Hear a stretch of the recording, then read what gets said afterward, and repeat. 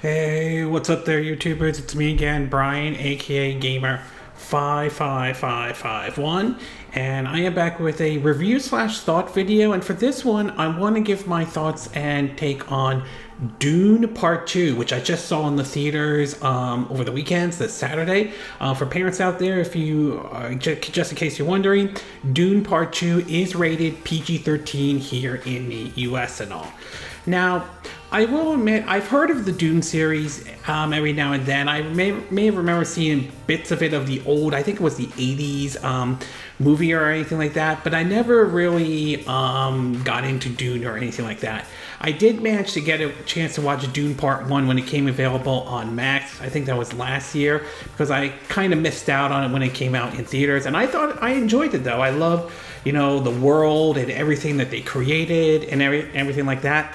Obviously, the ending for Dune Part 1 set the stage for Dune Part 2, and here we are right here with Dune Part 2, and oh boy, I mean, this was actually a very good movie, and I can see why it's been getting a lot of buzz and a lot of stuff though. So with it though, it was actually very well. I mean, yeah, it is a long movie, about 2 hours and 46 minutes, like close to 3 hours long, but to me, those 3 hours were well worth it and everything like that. And it's definitely one I would recommend if basically you enjoyed Dune Part 1 and so forth. So what I'm going to do is break it down into what I like and what I don't like, mixed or not 100% sure about.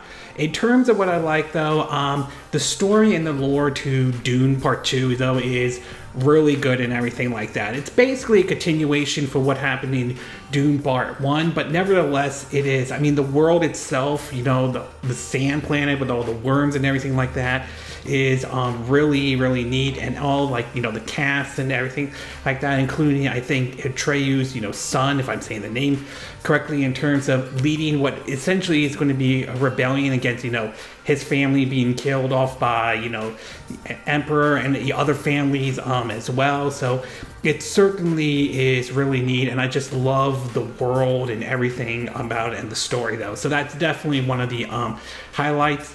The other one is basically the cinematography, if I'm saying that correctly, or the way it was filmed and everything like that was done really well. The music definitely set the mood for the movie itself, and that is certainly really good and everything like that. I didn't get to see it in IMAX though. Sometimes it has to do with the time and everything like that, but I understand why it was shot in IMAX, and if you're willing to spend the money on IMAX though, this might be one of those movies it may be worth seeing it in IMAX and everything like that. But either way, even if you don't see it in IMAX, music and sound and the whole picture quality and the cinematography is done really well in this movie though. And of course, the cast of characters and everything like that. I mean, I think the main actor who plays basically Paul Atreides, Timothy Chama, if I'm saying his name correctly, does a really good job with his character.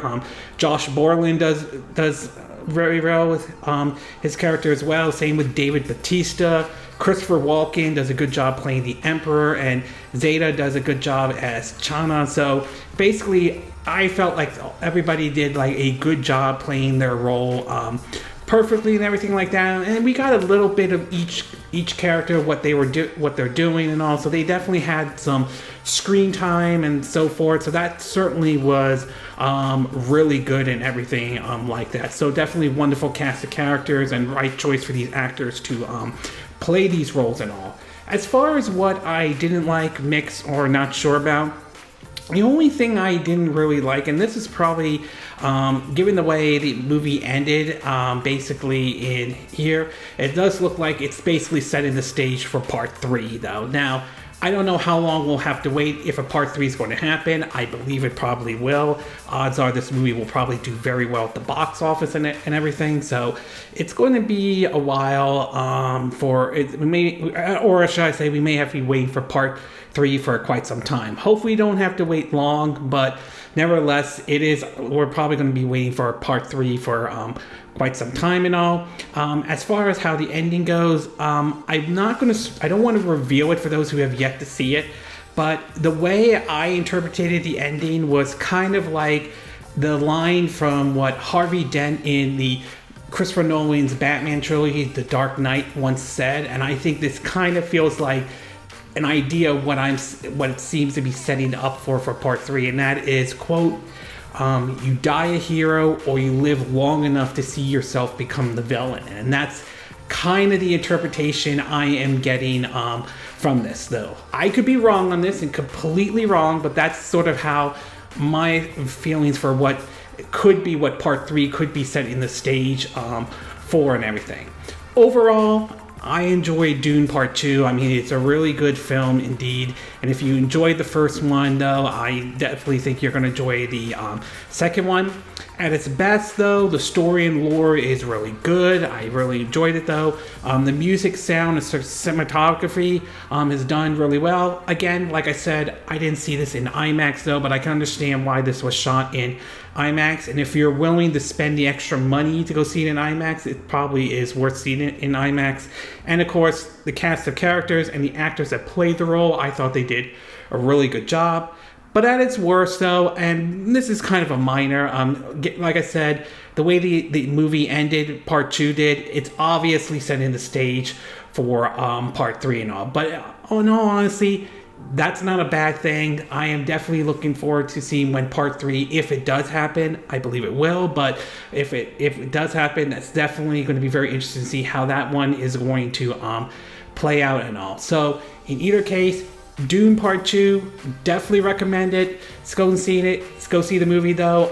It is a long movie, but if you're willing to sit through about 3 hours towards it, it is definitely worth it. The question is whether or not you want to spend that extra money to go see it in IMAX or not. That's sort of the big thing. And if you're willing to spend the money for it, though, to see it in IMAX, then it's definitely worth seeing it in IMAX if you're willing to spend that amount and everything.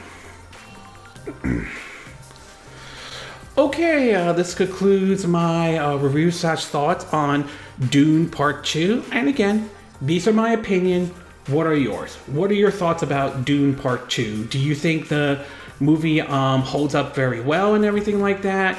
Did you think the second one was better than the first one? Did you think the first one was better than the second one? Do you think both of them are good? And do you feel that a Dune Part 3 is going to happen? Do you agree with what I said in this video? Do you disagree? Do you have a difference of opinion? As always, sound off on the comment section below. Let me know what you think. And if you do like this video, I hope you hit the like button. I would appreciate it. And I hope you do subscribe to my YouTube channel. If you do, make sure you hit the bell icon for notifications of any new videos I put up.